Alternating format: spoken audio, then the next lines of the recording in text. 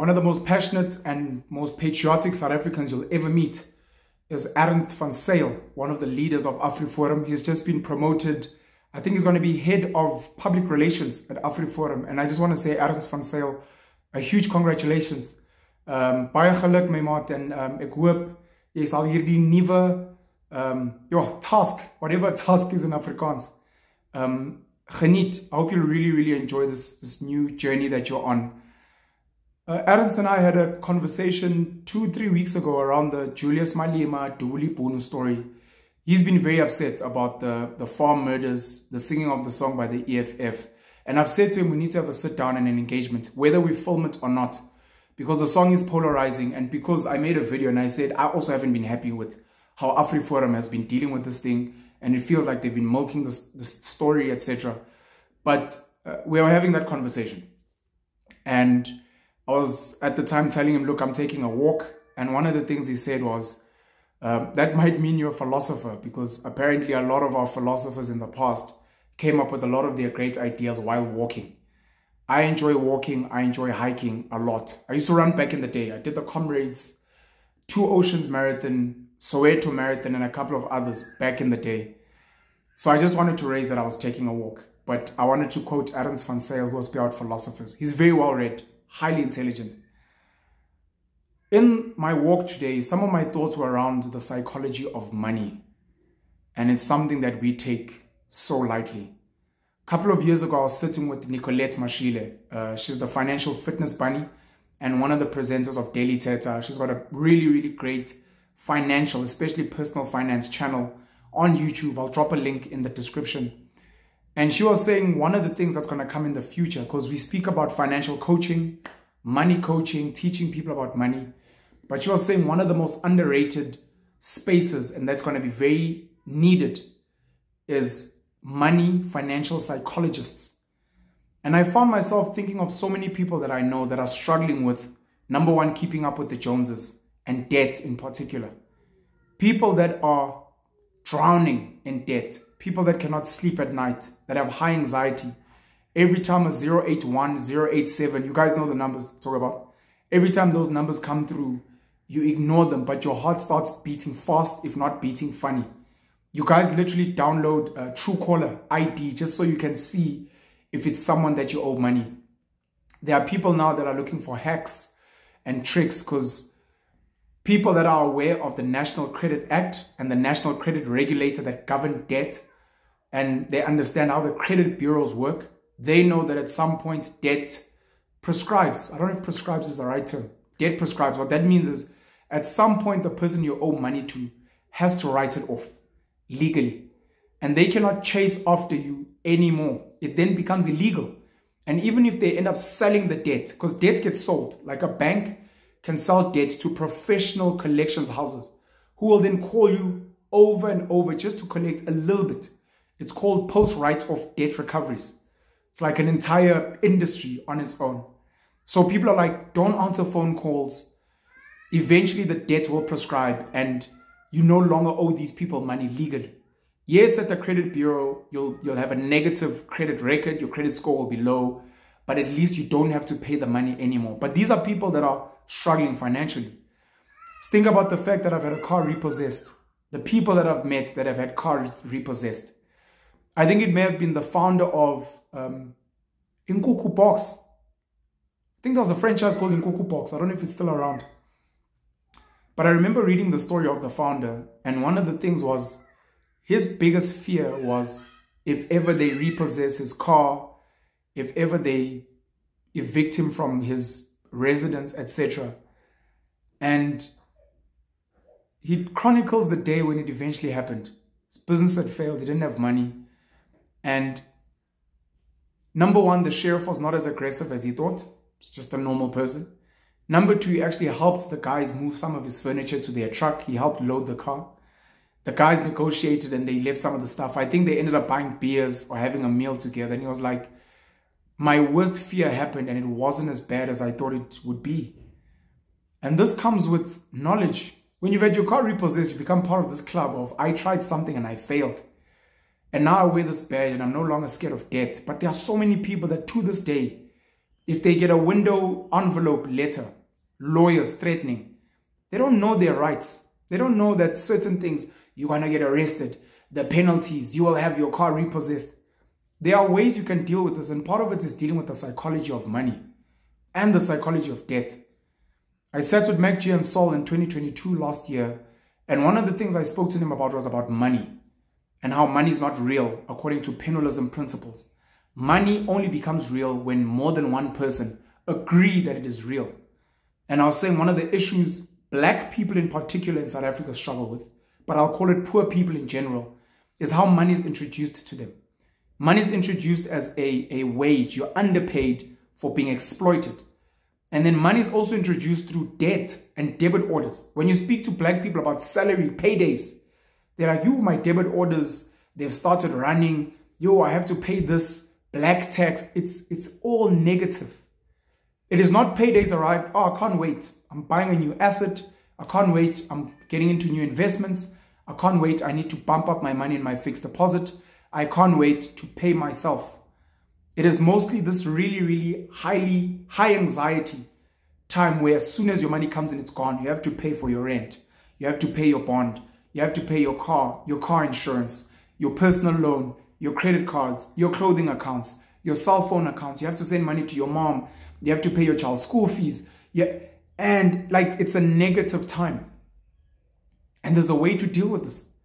And minimalism, which is also a Penuelism principle, is one of the ways to cut down on the things you do not need. Some of the people that have their cars repossessed, who have business failure, who get bankrupt, who get their things liquidated, it becomes a wake-up call for them to be like, something has to happen. It can't be that I'm highly anxious and I can't sleep at night. It can't be that the reason why I'm drunk is because I'm trying to numb the pain of my high debt. It cannot be that every time the petrol attendant is pouring in fuel, my heart starts beating funny because I don't have the money. Every time my mom calls me. I've spoken about this when I was on the Hustlers Corner with DJ Spoo. I said there are people, young people, Johannesburg, Cape Town, Durban, Nelspruit, Gqeberha, East London, Bloemfontein, Mahikeng, Rustenburg, Kimberley, Uppington, whichever city you can think of. There are young people who, come festive season, they do not want to go home because they know going home means they are going to have to spend so much black tax. Everyone is expecting a handout. Your uncle is looking for booze. Your aunt is telling you about how she's struggling with this. Your mom wants the roof to be fixed. Someone is asking for you to buy a goat to cleanse the family. You have to chip into this funeral because they're short. You have to chip into someone's wedding. It's their wedding, but they fucking don't have money. And it's like, all my money is going to go. I would rather not go home. And you find a lot of young people in the major cities, come festive season, they no longer go home. They miss their parents. They miss their extended family. They miss their siblings. But they're like, I am not going there because it's going to bleed me. And the people back home do not understand the stress and the strain we're in the major cities. Traffic fines, parking, kids at school, there's a new cost of this. Photo days are expensive. There's a this at school. Kids want to buy Prime. And your clothing accounts. At work, there's a new function. There's a stock file at work, but the money is going. The psychology of money. We need to learn, and people have said this about the Jewish community, that Jews sit around tables with their children and they talk about money every day to normalize so that the child understands that money does not have to be traumatic. Many of us, when you want to discuss money with your family, it's a no-go zone. I remember asking my mom when I was in high school, can I please see your payslip? Can we talk about your money? Why? For what? You want to see Ikwele Tuzam? You want to see my debt? Like, no, mama. Can we speak? At that time, look, no, I wasn't in high school. I was in varsity, sorry. My brother was in high school and I was visiting home. I'd been reading a lot of the Rich Dad, Poor Dad books by Robert Kiyosaki. And one of the things he was saying is, we have an unhealthy relationship with money and we don't speak about it. And we sat with my mom and she told me her salary. She showed me her tax. She told me about her debt. She showed me her credit cards. And I was like, oh, okay. I can actually see where your money's going. And I thought if we were to speak like this on a regular basis, it's something I've tried with my brother Penson, something I've tried with my sister Penrose. Let us talk about money. How much do you earn? How much is your rent? Do you realize that this is more than you're living beyond your means? How much is your car installment? Please look into insurance like this. It's not that just the Jews. I know some of the Muslims that I know do the same thing. And some of the black families who are enlightened do the same thing as well. A lot of white families. Yanni Mouton of PSG says his father would speak to him about stocks and shares and trading. We have an unhealthy relationship with money, and one of it is talking. Speak to your parents. I earn 30,000. I live in Pretoria. I earn 30,000 take home. Ooh, Danami, that's a lot of money. So much money, yes. But my bond, my rent comes up to 8,000. So already that's out. If you include maybe electricity and other things, comes up to 9,000. Then I have a car, and my car with insurance is another 8,000. So now we're at 9 plus 8. Now we're sitting on 17,000 Rand of the 30. That's more than half. Then I have to buy groceries, maybe 3,000. And takeaways, another 3,000. Then I have to pay for my DSTV, my Netflix, my cell phone with my Wi-Fi at home. That's maybe another 4,000 Rand a month. If you happen to have a child, school fees, 2,000, 3,000 Rand a month, 1,500 a month, and the child's transport. And maybe there are other extra meals.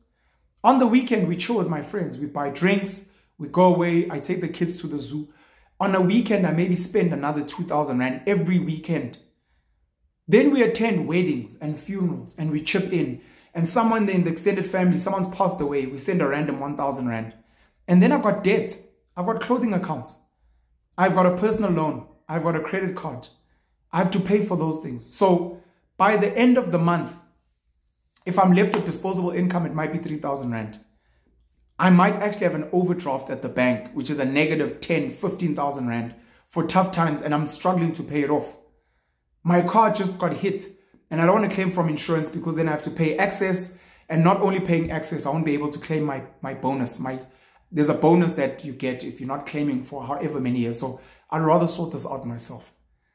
My medical aid, my this and that. It's life. So this 30,000, your parents need to understand it goes away. So if they're asking you for a random 2,000 Rand, 1,000, like, I do not have it, genuinely speaking. And then we need to speak about, you've got a partner. Why are you guys living in separate houses? You're paying 8,000 Rand rent. He's paying 7,000 Rand rent. Can you guys find a middle ground?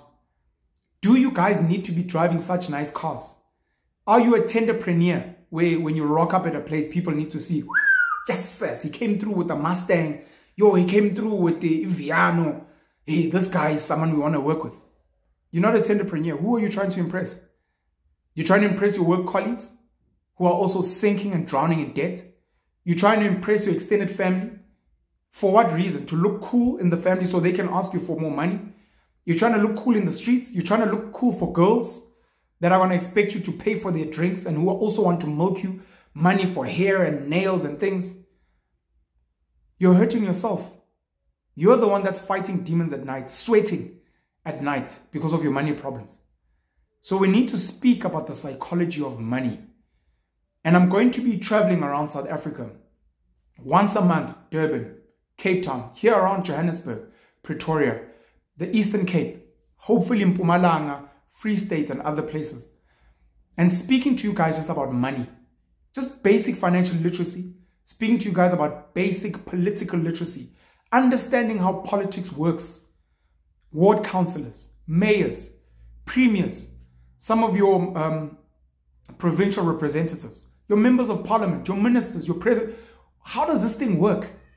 And then speak about money, insurance. Who are you guys insured with? Who is your medical? Why are you with Discovery? Because of Vitality. Do you use your Vitality? Do you go and watch the movies? Do you run races? Do you go to the gym so that you get these points? Or should you actually downgrade to a cheaper medical aid plan that is more aligned to your life? Should you maybe say, fuck medical aid, I'm actually just going to get a hospital plan. I'm actually not really sick, I'm healthy, and if I'm sick, I don't mind picking up a Medlemon, a Vicks, a Benelins, or whatever. But if I need real care, I've been in an accident, at least I have hospital cover. And let's talk about it. Your car insurance, do you need comprehensive with a courtesy car? Do you need it? Maybe someone can loan you a car. Maybe you can catch taxis or a bus. Do you really need that? Can you pay your car off cash? So one of the things is paying a car. Maybe instead of getting vehicle finance, get a personal loan, pay the car off cash. Because once you do that, you can get cheaper car insurance, third-party liability, fire, theft, etc. You won't know this until you are comfortable to speak about money. So we need to speak about the psychology of money, all your debit orders, all these extra things. Can we sit and share our logins? Let's share our DSTV logins, 4 of us. Let's split. We have a premium DSTV, and we will divide this by 4. We all have our logins, and now we're living. If you live in a complex, in an estate, can you get with your neighbors, be like, guys, can we actually share Wi-Fi? Can we get Wi-Fi that has great reach, fast, dope, unshaped, uncapped? I don't know what's a high fee. Let's say 5,000 Rand a month Wi-Fi, but there's 10 of us, so we divide it. It's 500 Rand per month Wi-Fi, but it is the best, fastest, whatever. Wi-Fi. Let's do it. Do that. Where do your kids go to school? Oh, I go to this school. It's 100,000 a year. Why? Apparently it's a good school. No, this school has actually got a better academic record. They've got better infrastructure. The teachers are good. It's not 100,000 Rand. It's 60,000 Rand. You've just saved yourself 40,000 Rand a year, which over 10 months is an extra 4,000 Rand a month. Someone else is like, this 60,000 Rand school, I can't afford it. What I can afford looking at my income is a 30,000 Rand school a year. So I'm going to go there. And then to make up for this shortfall, I'm going to spend more time with my kids with homework, or I'm going to find classes and kids so that my kids can be stimulated, or I'll find YouTube channels where my kids can do extra maths, extra science, so that they become better. And maybe in time, my child can get a scholarship, not in the 60,000 Rand school, in the 100,000 Rand school, but that becomes a conversation. And now that you're saving money and not paying school fees, what are you doing with that money? Let me invest in some assets so that when my child finishes matric, I'm like, here's a flat that's going to be giving you your pocket money as you get to tertiary. Or here's a flat that's going to be paying for your car. Or here's a car. I've bought you 3 Ubers. You know, they were making money because I didn't have to pay your school fees. And now those Ubers are making passive income. And let me train you from a young age how to manage the drivers, how to manage your cash flow, etc.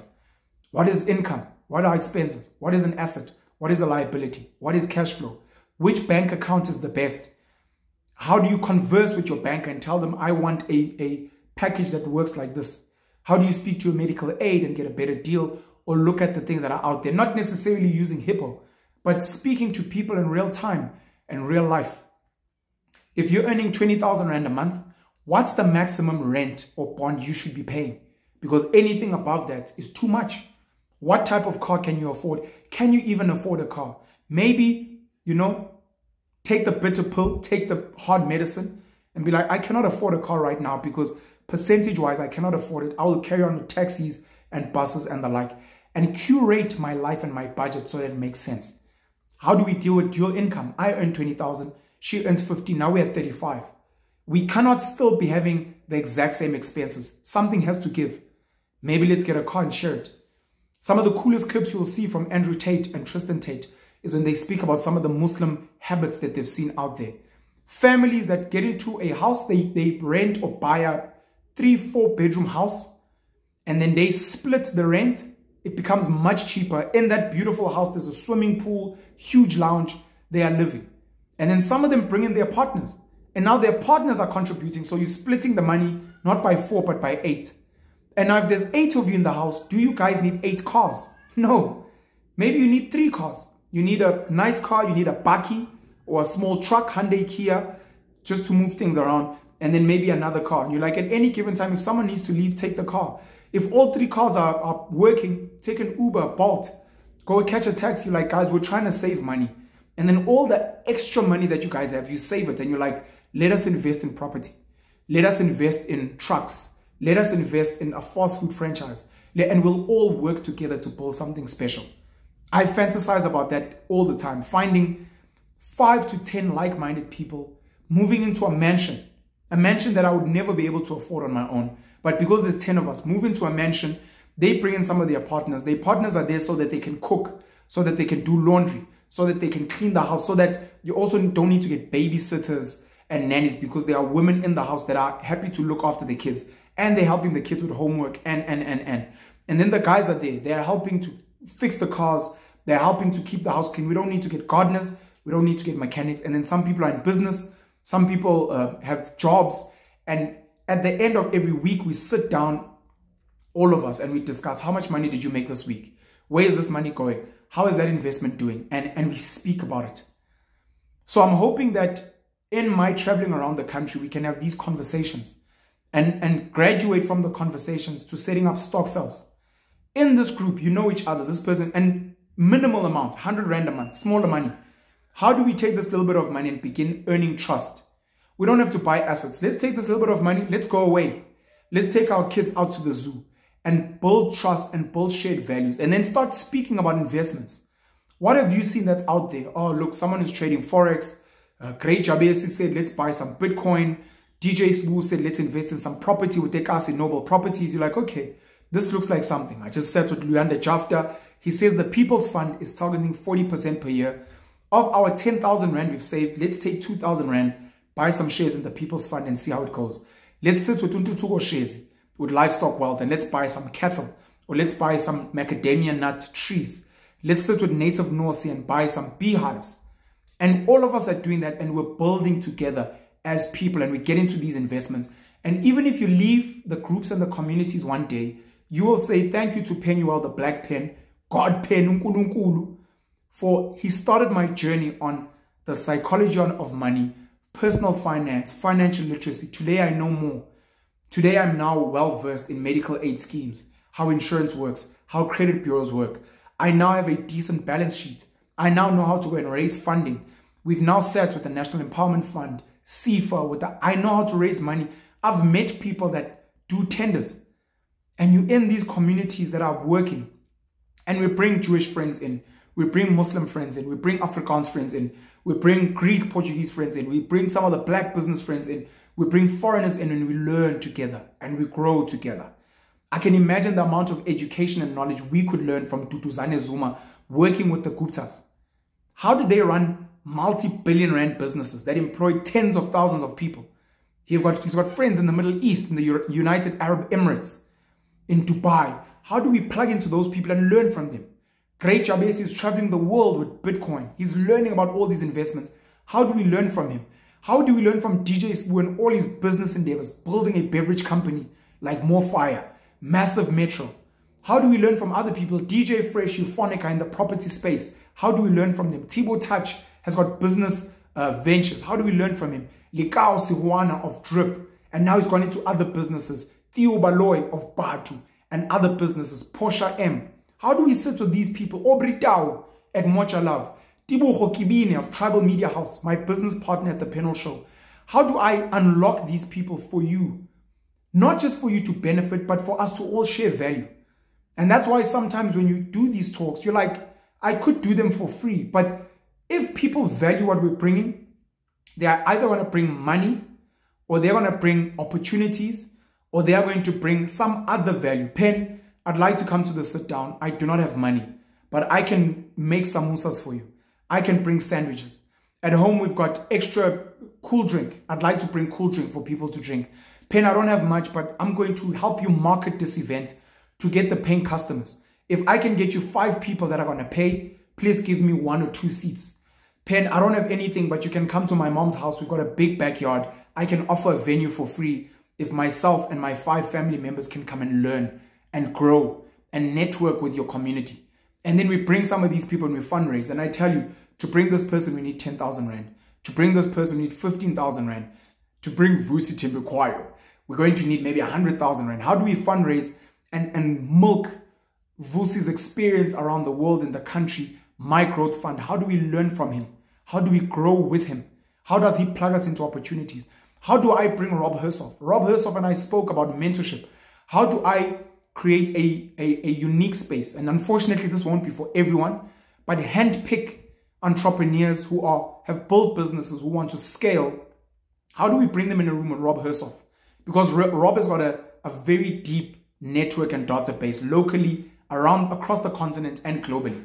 So you bring in these people, they pay a high ticket value, 5,000 Rand each, to come and have a 3-hour, 5-course meal, chill chat, drinks with Rob Hersov. Maybe Rob brings another 5 mates who are deep in business, and we sit, maybe 20 of us, maybe 30 of us, we sit and we chat, and everyone gets a chance to introduce their business, what their business has done, what they are looking for. I'm looking for opportunities in Rwanda. I'm looking for opportunities in the United Arab Emirates. I'm currently doing work in Turkey. I'm currently farming in Argentina, and we're struggling to crack into China. Gaten McKenzie's got deep networks. Lesego Modise, great businessman in South Africa, across the continent, has networks. Sifiso Madondo is in construction. How do we plug in and work together? And I have the ability to do this because I'm building a very deep and rich network. My currency of choice is human beings.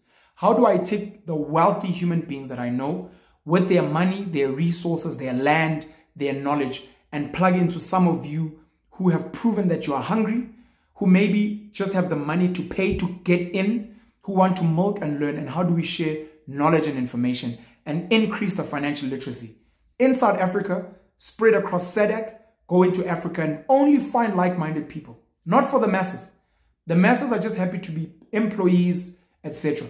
But for those of us who are trying to lead in our spaces and then grow. But it starts with, like I said, the psychology of money and removing the negative stigmas from money. I'm a minimalist. Rob Hersov is a minimalist. I'm trying to get my boy Siyabulela Ngcangca, who's a mining engineer, mining exec. He's becoming a minimalist. He's lost so much weight, walking, exercise. He's unlocking his mind. He does daily walks and he sends me his tips. He sends me his results.